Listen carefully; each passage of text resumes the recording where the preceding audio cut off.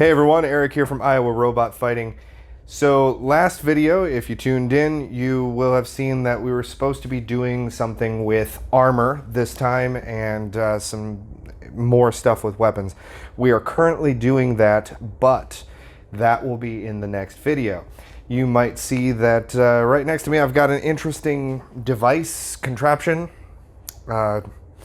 safety system next to me here. This is the Iowa Robot Fighting's test rig. If you've seen some of our other videos, you've seen us use this to ensure that our weapons are balanced, to see how well armor holds up when we were doing early tests. We also use this to test spin our weapons when we first mount them at tournaments. So we bring this with us and it's portable. As you can see, I've got individual clamps on here that holds the whole thing together, and it's meant to make it break down into individual panels for portability and for stuffing underneath my workbench, which is really great.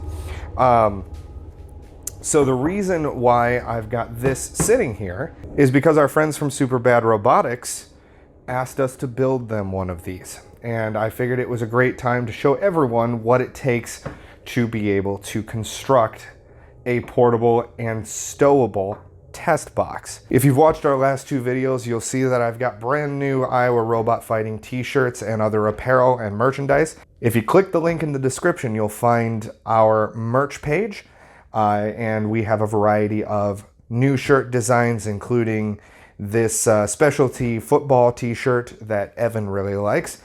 I prefer the simplistic, comfortable tees that you can see I'm wearing. But I think that's enough for my shameless plug. On to the rest of the video. So right off the bat, let me tell you, it's super simple to build one of these as long as you have a basic set of tools, like a drill, a jigsaw, or even a handsaw. You can make that work. And that's really it. As long as you can create the holes for the windows, get a little bit of glue, get a little bit of paint, you can create one of these for yourself. So what makes this up is 6 2-foot by 2-foot plywood panels. They can be as thick or as thin as you like. Thicker the better when it comes to the heavier weight classes. Then the windows are made out of polycarbonate. That is for safety. So when impacts hit acrylic versus a polycarbonate, acrylic tends to shatter a little bit easier. So that's for safety purposes. And you know, that's really it. So steps in creation, it's pretty straightforward. First, you make sure that you have your panels all cut to size, so the 2-foot by 2-foot sections. And I will caveat that the sides here that you can't see on this box, let me turn it. The sides here are technically smaller. So the two sides with these rails in place, those are 24 inches by 23 inches. And the reason that is to ensure that this gap allows the front and back to get wedged in place. Makes it much safer, makes it able to be picked up nice and easy. So after you've got your panels cut to size, then you draw in the position of your windows. You can make these any size. We decided to go with one big viewing window in the front and 3 small viewing windows, 2 in the sides, 1 in the top. And for us, on our box, that was for setting up GoPros or action cams or high-speed cameras to view through the windows and through the top to ensure that we had, you know, all the information we could about early weapon tests and where the failure points were in our armor. So Carl asked us to create one just like ours, so we went ahead and did that. So first thing you do after cutting your panels down to size is you then draw in where your windows are going to go. Then in order to cut them out, you need to use a drill with a bit that is as wide of diameter as your saw blade. So for us, a 1/2-inch drill bit was enough to be able to punch through and give us enough space to be able to cut out the windows, as you can see here. So once those are cut out, the majority of the hard work is done. Now, I've got a miter saw, which makes cutting the side rails a lot easier. And each one of the side rails needs to be custom fit. If you want a good snug fit on your side rails, you need to custom fit those to your side panels. So just take and mark for each individual placement. Most of the time, what I choose to do is to make sure it's as snug as possible. And you can see on ours here that I didn't do that in the original. That was a big mistake on my part. I went by measurement, by what I thought it should be, rather than going and drawing in the individual marks that were needed to cut it perfectly to size. So you then cut each individual side rail piece and get that marked up, and then it's on to test fitting. So test fitting is very important. You do a test construction by essentially going through the entire assembly process. One of the things with most modern drills is this setting here. So you can actually adjust the ratchet, which allows you to stop based on the amount of torque that's being applied. When you're using thin woods like we were for our construction, we made sure to test to see how much torque it could actually take before busting through the wood.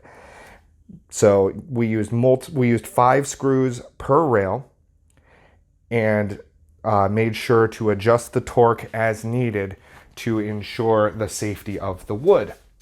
And of course, when dealing with small rails like this and thin wood, you want to drill a pilot hole. Pilot holes ensure that you've got the space, it's not going to split the wood, and it makes it a lot stronger. But you always want to make sure that your bit is smaller than your screw. Otherwise, you're not going to get any sort of grip whatsoever when it comes to the screw going in. So, all the test fitting done, we then disassembled it and went for paint. So one of the most important parts of the interior of the box, besides the ability to view, is the fact that it needs to be a uniform color and also a bright color. So white serves that purpose very well. And from what you've seen in previous videos of ours, the white surface allows you to see metal, allows you to see flecks of plastic flying everywhere, and clearly make out what's occurring inside the box. It also allows for limited light to do a lot. So if you only have 1 or 2 light sources, or you're relying on the windows to provide you the light you need, if you've got a black interior, that's not going to be very bright. But if you have a white interior, that's almost guaranteed that you're going to be able to see something and ensure that it's functioning properly.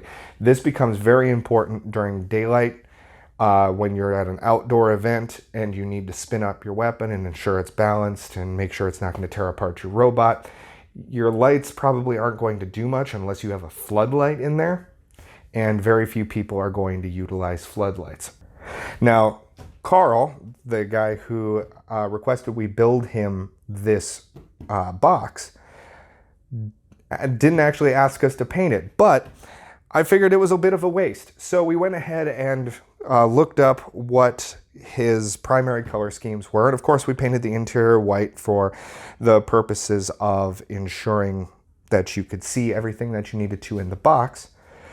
But then we noticed that all of his robots and even all of his logos are red and black. We went ahead and painted the exterior black and then the rails red. So like ours, we have a green and gold motif. They have a red and black. So finally, once it was all painted, we went ahead and finished the fitting of all the pieces that had been painted. And then we had to use a silicone caulk style adhesive to attach the windows to the openings. And that was pretty much it. Once that was dry and able to be assembled, we went ahead and did assembly. So,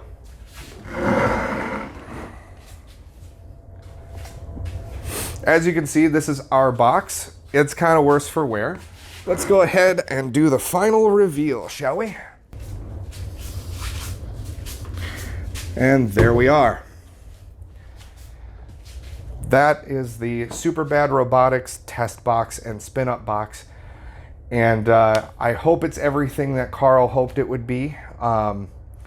As you can see with the assembly that we have, it requires all the clamps. When it comes to 1 pound robots, this is going to work just fine. When it comes to Carl's 3 pound robot, however, I would almost recommend getting 8 more of these clamps. This holds together just fine, but we've never had a 3 pound weapon spin up in this. And I'm not sure how well the individual clamps on the sides are going to hold the walls in front in place. So better safe than sorry.